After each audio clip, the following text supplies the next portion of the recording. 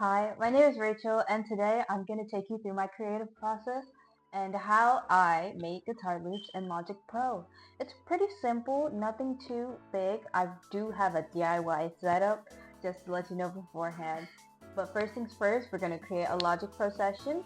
Then I'm going to teach you the Logic Pro key commands that I find help me work quickly and efficiently in Logic Pro. And then we'll get into making the guitar loops. So let's go. Where'd you go? Oh, there you are. Okay, so let's kick things off by setting up a session in Logic Pro. First, we want to start by selecting a tempo that matches the vibe that we're going for. Today, we're going to do something slow, so I'm thinking of something around like 85 and 90 BPM. And so let me show you how to do that. When you open Logic Pro, you'll be taken to this Choose a Project screen. I have everything, usually live loops. That is a whole nother thing, but I will show you how to do it in an empty project. First thing you want to do is make sure you configure everything. Since we're going for a slow, we'll probably go 90. I'm going to keep the key signature the same, as well as the time signature. We're not going to mess around that too much. Since I said I have my Scarlett plugged in to my guitar, my output device is going to be my monitor here. And then once we have that, we're going to do... And now we have a new Logic session. Once we get to this screen, since we're doing a live instrument, we're gonna press guitar, bass, keep everything the same. Now that we have that done, let's go over the Logic Pro key commands. So before we dive into the actual recording, let's quickly go over some key commands that will help us with our workflow today. These shortcuts will save us a lot of time and make the process feel less daunting. So here are the key commands that we'll be using. First up is K for click track. Next up, we're using Command C and Command V for copy and paste. This is super handy for duplicating sections of your loop. So on this keyboard, like that. Next, we'll be using L for looping. This enables the cycle mode, allowing us to loop sections seamlessly. Next, we'll be using C for Logic Looper. So this is great for setting up loops easily. We'll be using I for Inspector. This opens up the Inspector panel for quick access to track settings. Then we have Y for Instruments. It quickly brings up the instrument selection menu.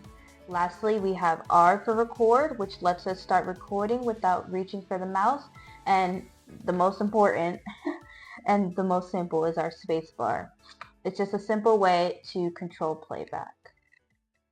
So when recording a loop, you want to make sure you have a strong foundation. And number one thing you always want to start with is either a chord progression or you want to start with a melody that you already have in mind. Since I don't have a melody, we're going to be starting with the chord progression.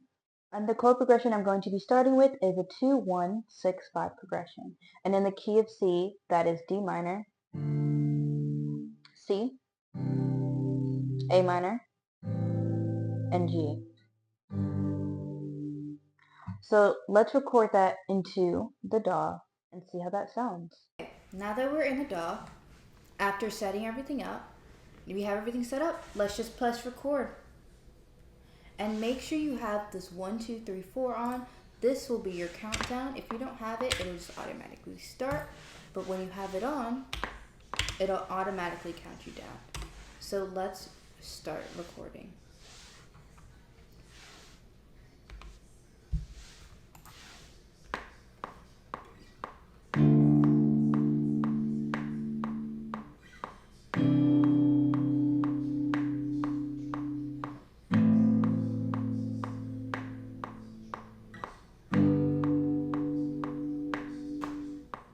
Okay, now with the first track recorded, we're going to record our melody.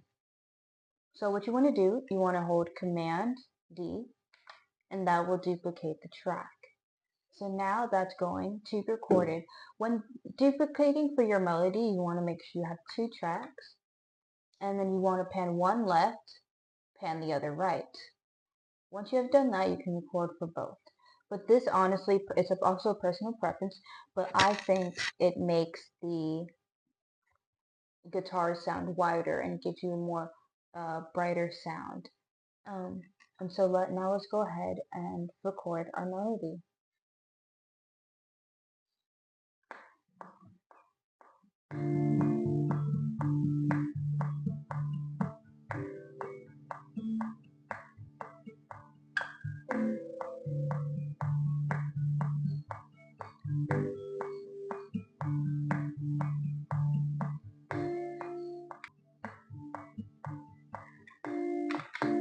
So now let's lower these just a little bit.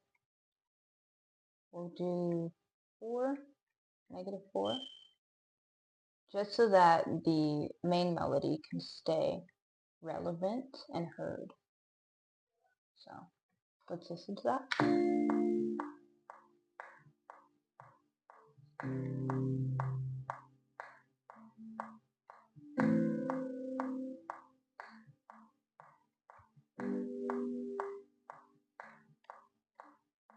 So I want to take a minute and talk to you guys a little bit about editing. So you don't usually have to do the whole loop cycle, but it is great to stay in time and make sure you're getting the right amount of bars and you're recording within that amount that you want to record. You can do this in any time signature. I just think having the loop cycle on, it just makes it easier. One thing to note, if you don't have the loop cycle on, you still can record. Just make sure to trim your edges to make sure that everything's seamless, just like how it would by using a loop pedal. And I just quickly want to show you what I did, what I added. So what I've done, I only have 5 tracks here. So I have my main chord progression here. I have my melody, and I have doubled that. And then I have a counter to, I have 6 tracks here, sorry. And I have a counter melody and then 2 other little melodies. So these are actually harmonies. Best thing to do, I haven't done that here, but make sure to label. Labeling is always great because it helps you keep track of what you have.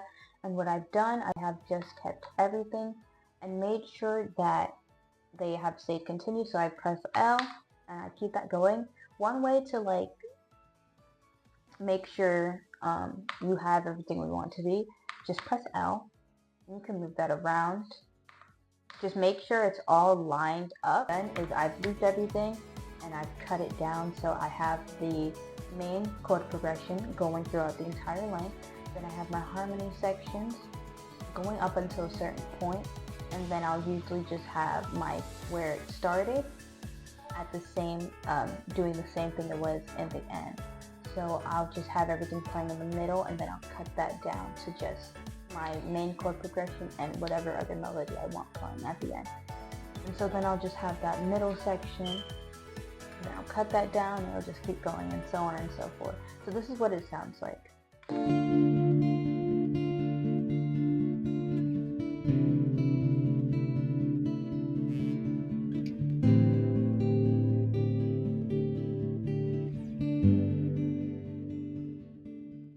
That is my process for creating a loop in Logic Pro, as you can see behind me. And that is my process for everything. It stays the same.